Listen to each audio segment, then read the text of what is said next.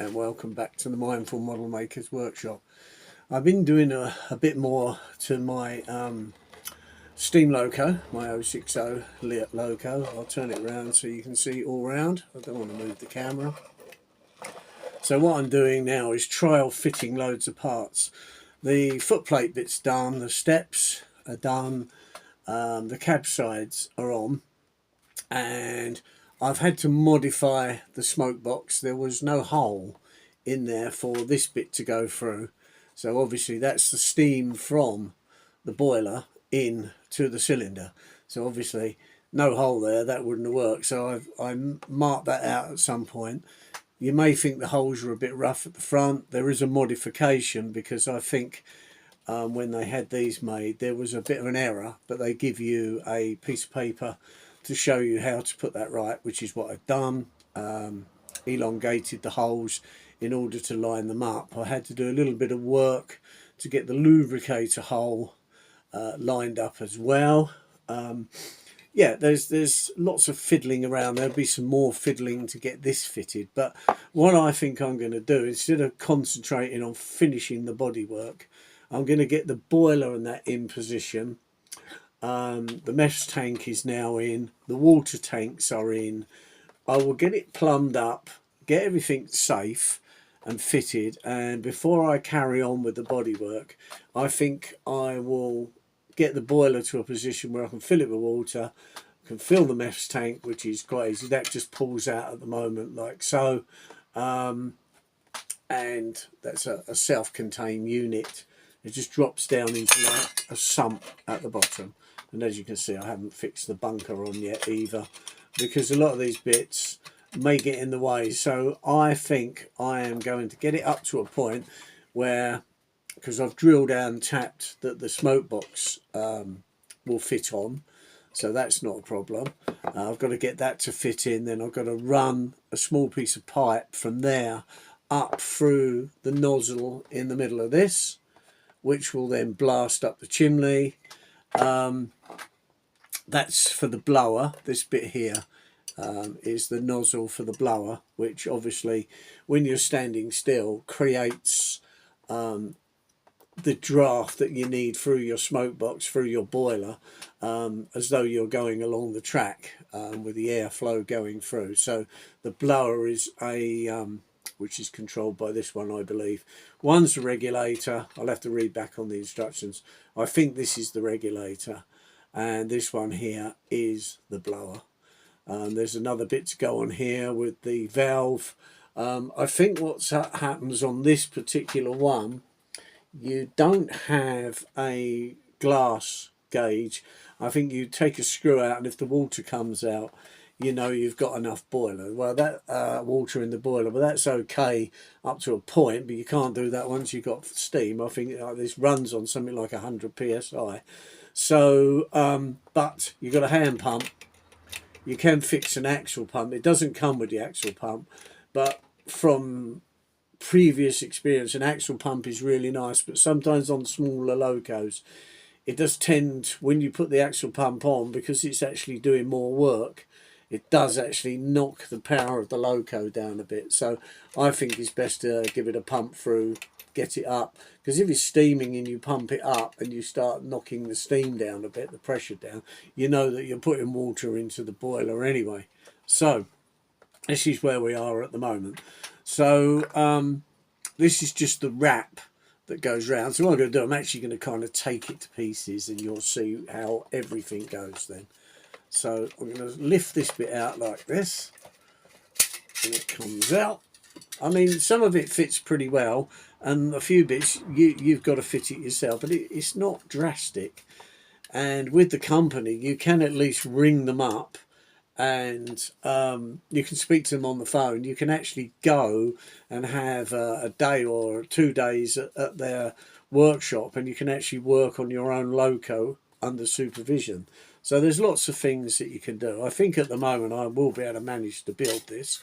Some of it makes me sweat a bit, but yeah, I'm getting there. So tells you on there it's a Barrett Steam Models Limited, and this one was done in June 2020. I've got all the paperwork for the boiler, and it tells you the maximum safe working is 100 psi, which is 6 bar, and the hydraulic retest, because I think on the original one you take it up always double, which is 200, and then after that any subsequent test should be done at 150 psi, which is 4.5 bar. Okay, and it says there, if this sticker is scorched or burnt, the boiler has been overheated, run dry, and should be given a new hydraulic test. So this piece of paper is obviously put on there when it's manufactured and when it's originally tested. Very nice thing, the boiler. Very well made. It's also got its BS number on there as well. And when it was done, which was the 10th of the 5th, 2020. Okay, so that's how far I've got so far. Some of it's given me a headache, some of it hasn't, but all in all I'm very pleased with it, so I can't wait. But like I say, I think what I'm going to do is put it up on blocks, get all the MEF side of it up and all of the steam side of it up, so that I can run it before I start putting all the fancy bits in. Because once you've built it, and if there's a problem, you've got to get it all apart again. And I've already taken so many bits on and off to actually get, because you find you're working on one bit, then you can't get to the other. So you've got to take it all apart to get to it. And of course, then there's the painting of it, which obviously is the very last procedure. But you want everything running before you get to there. So I'm not going to worry too much about putting cab roofs on, putting the bits with the spectacle plates on and all of that as yet. That's going to go a little bit later. So all I'm going to really worry about at the moment is getting the MEFs rigged up and getting the boiler rigged up, and then testing it.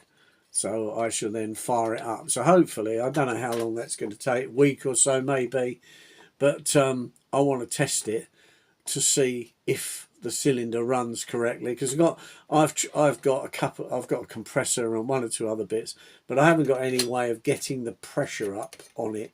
It will just run whatever it runs at, but I haven't got enough stuff for that. So I will run it up and try it that way. So I think that's the best thing to do before we go too far in adding all of the superstructure on the Loco. You know, I don't know if there's people that watch this that have built these before. If you want to put things in the comments box about what you did, whether you built it complete and then on the final day fired it up and then found that you had to strip half of it down or whatever, or what would you do in a similar situation? If you want to put a comment in the comment box, just letting me know as to what you did. But yeah, I've had snags and I've got round most of them. Yeah, I'm very pleased with it. I think they are nice models. And probably it's the only way I'm ever going to get to this level of building something, building it from scratch. You know, I've built some models from scratch, but not obviously live steam, battery diesel type things. Even a 5-inch gauge one I have built completely from scratch out of angle iron and all the rest of it, and built that and ran it successfully. But that took a length of time, but it was good to do. But as for steam, it's a little bit more involved. But making these kits, I wouldn't shy away, and I would keep your eye open, because I think there are lots of kits like this that are purchased but never actually completed. So you know, that's what happens. It's nice to have it, and when I got it, I got this lovely box of bits. And then I dared to come out and start drilling holes, tapping threads in it. And they're not hard, but then I've got an engineering background, so that's not hard. But there are ways you can learn, because Barrett Steam, if you contact them, you can actually go there. So you can actually go there and do things yourself. This is the boiler wrap, by the way. And that will all fit on, and that bolts together as well when we get to that point. putting that on. Obviously there would be a safety valve going into this bit here, and I think there's a dummy one, so that'd be the safety valve, and that one there is something else. I think it's just a dome, but I think it's more just for show because there's no hole in the boiler there, so it's not going to go anywhere. Then you've got a little manifold, I think, that goes on here, and that will obviously go to your steam gauge to show you the pressure. So, you know, 100 psi for something this small is quite a lot of pressure, because I've run things bigger, 5-inch gauge, running on about 80 psi, and that will pull about 10-15 people. So, you know, 100 psi is to me, when I see it, I thought, oh, that's a fair bit. You know, that is a lot of pressure in there. So, but everything looks pretty well made. So, would I buy another one? The answer is yes, I probably would, because you learn lots of things. I've got a little lathe now, which helps on various bits. I haven't really had to do a lot with this. It's mainly drilling holes and cutting threads, which is quite simple, just take your time. But it's beginning to look like a loco now, and the more I put on it, the more I want to get it going. So, yeah, I think it won't be too long before, hopefully, the wheels are turning on their own, which is what I really want to happen. But yeah, if any of you people out there are interested in buying a Barrett loco, go on their website, see what they've got. I see the loco at the Garden Row exhibition earlier on this year. I'd already purchased it, but I mean, mine, I purchased this complete at a lot cheaper than it was. It's because somebody must have purchased it, put it on eBay because they hadn't built it, and sold it. So I got it for a fraction of the cost that it would be. So I mean, that is a bargain. But you know, I want this because I want to run it. I will go to a gauge 1 track to run this once it's fully built. Whether I'll get to the painting yet, I don't know, because painting's okay. I can probably paint it all right, but it's all the lining and all the detail that scares me a bit more. But anyway, we'll cross that bridge when we come to it, and I probably wouldn't make a video of me doing the lining, actually. But yeah, if you can buy transfers that go on there, then that might be the answer to that. Or decals, as we have to call them nowadays.